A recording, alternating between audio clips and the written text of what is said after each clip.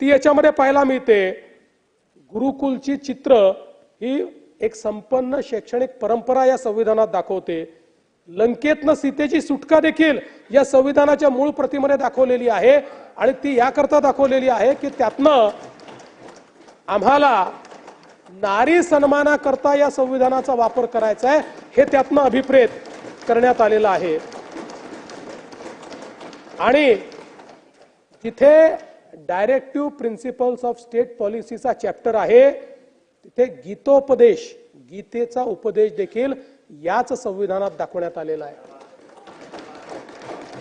आणि म्हणून या तत्वांवर उभं राहिलेलं हे संविधान आहे।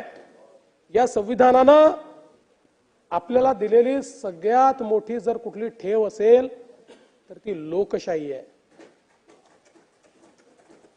आणि ही लोकशाही जेव्हा आपण रामराज्याची चर्चा करतो, महात्मा गांधी नेहमी म्हणायचे की आपल्याला रामराज्य आणायचं आहे। रामराज्य आणायचा अर्थ काय आहे?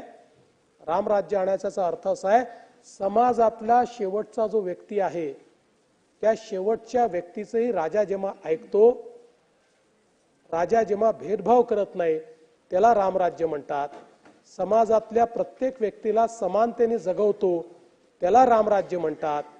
समाजातल्या छोट्या छोट्या लोकांना एकत्रित करून त्यांच्यातलं पौरुष जागृत करून जेव्हा त्यांना शक्ती राजा देतो त्याला रामराज्य म्हणतात, ते रामराज्य।